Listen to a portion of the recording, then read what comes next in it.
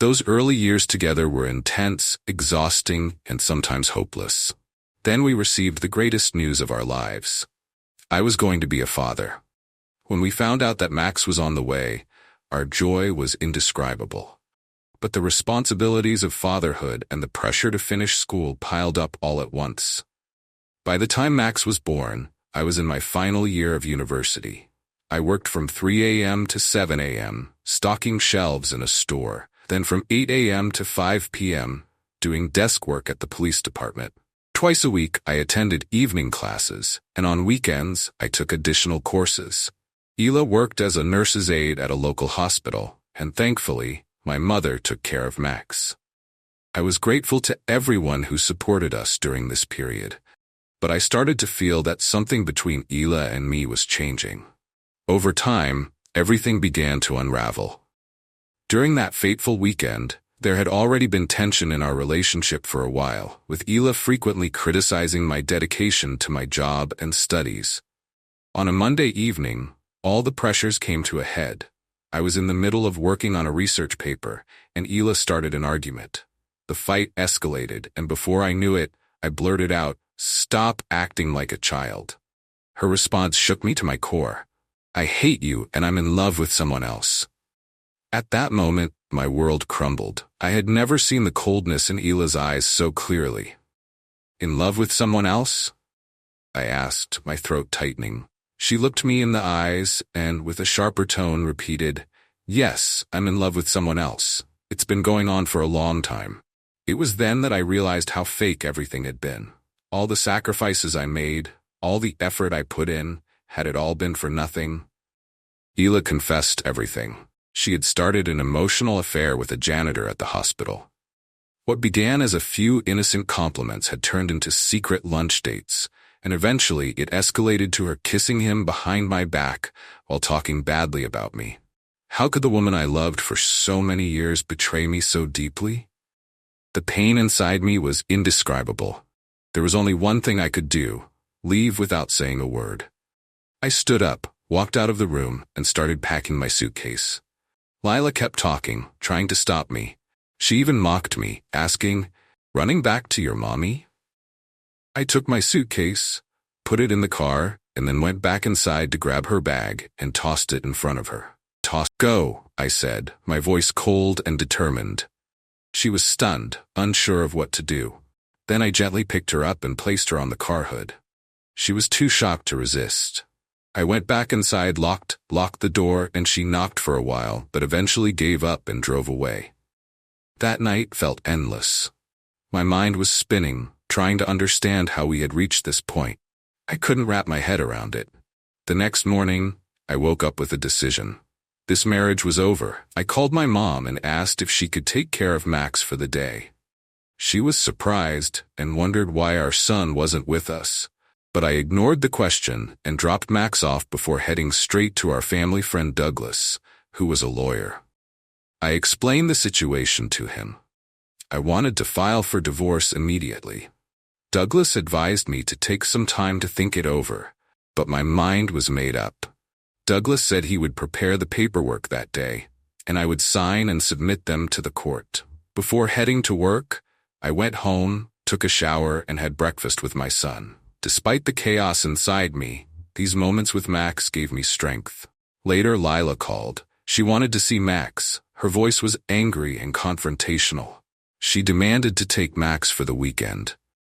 I refused her offer and suggested we meet at a park on Sunday. She slammed the phone down in anger. Even though I went to work, I couldn't stop thinking about the conversation. Everything was becoming more complicated, but I was determined. That evening, I received some relief with a message from Douglas. The divorce papers were ready, and they needed to be delivered to Lila. I immediately called a sheriff friend of mine and asked if he could serve the papers to Lila at the hospital the next day. He agreed. By then, Lila had returned to the hospital. The janitor she had been seeing was also there, but they couldn't have lunch together that day, because the janitor had to take care of something with one of his children. Lila thought the man had 3 kids and was divorced, but the truth was much uglier and more complicated. After work, Lila went to her parents' house and tried to reach me several times that night, but I didn't answer. I couldn't believe how my life had come to this. Inside, I felt destroyed, but I was also determined to leave the betrayal behind and move forward. The next day, the sheriff set out to serve the divorce papers to Lila at the hospital. When I imagined that moment, I felt a kind of relief. I would have loved to see the look on Lila's face when the sheriff handed her the papers in front of the hospital staff, saying, "You're being divorced for infidelity." One day, the janitor's wife found Lila and told her everything. She described how it felt to see me alone with our son Max and how Lila's selfishness had hurt him. When Lila faced these truths, she completely broke down. I heard she had a nervous breakdown and her family had to force her home, even considering taking her to the hospital. Her father tried to calm her, but at that point, Lila was barely herself, teetering on the edge of a mental collapse. Lila's mental and emotional breakdown showed just how far things had gone. Her family was doing everything they could to help her recover, but I was too tired to be a part of the chaos anymore. When her father called me, expressing his concerns about her, I had no desire to help. My priority was now our son Max, and I didn't want to deal with Lila's mistakes anymore. She had to face the consequences of her actions. A few weeks passed, and we had to go to court for Max's custody. Because of Lila's mental instability and breakdown, I was determined to get full custody. But her lawyer argued that she was undergoing treatment and needed to maintain a relationship with our son. Both sides presented their cases in court, and the judge decided that Max needed both parents in his life, but with one condition: Lila would continue her treatment and could not spend time with Max alone for a while. As I left the courtroom, I felt a whirlwind of emotions. On the one hand, I wanted to cut all ties with Lila, but for the sake of our son, I had to allow her to stay in his life. I knew now that I had to do what was best for Max. Months later, I heard that Lila was starting to recover, but I didn't care. One day, she told me she wanted to come back and reunite our family, but I slammed the door in her face. There was no future for us anymore, and I made that clear to her. I had started to rebuild my life. I spent more time with Max, trying to provide him with a peaceful future. During this time, someone new entered my life, Amber. Meeting her brightened the darkness inside me. Amber brought joy and hope back into my life. The wounds Lila's betrayal had caused were slowly healing, thanks to Amber. I had finally put the past behind me.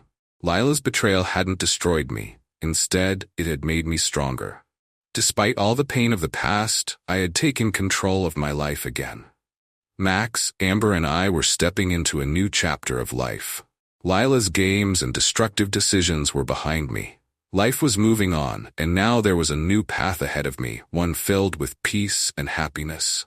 Apparently, Lila had collapsed to the ground, and other hospital workers rushed to help her.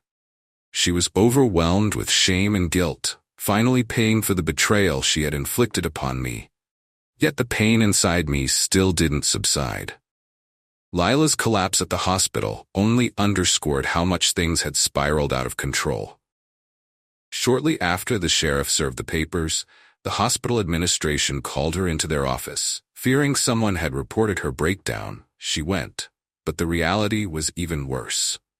The hospital informed her that they had heard about her affair and the ensuing scandal, and as a result, she was being terminated.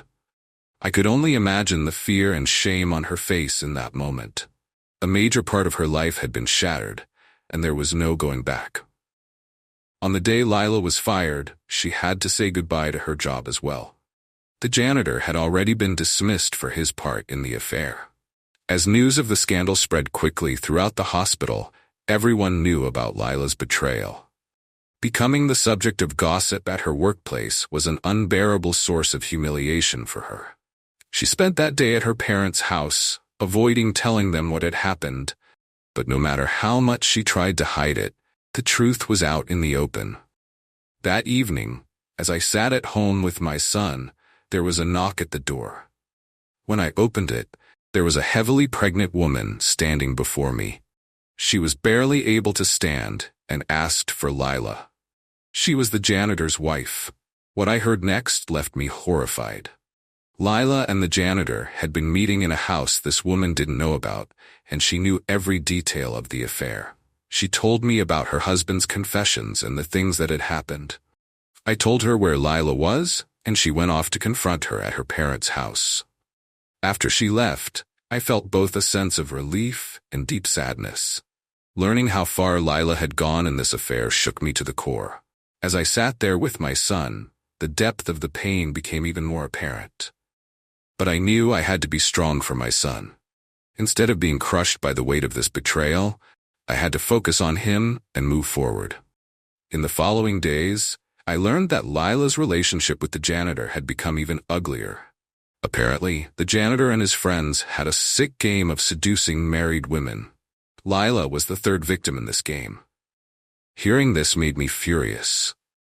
The more I realized the vile nature of the man she had chosen and the disgusting situation she was in, the angrier I became. These men had rented a house and were bringing women there. Lila hadn't just cheated, she had become part of this perverse game.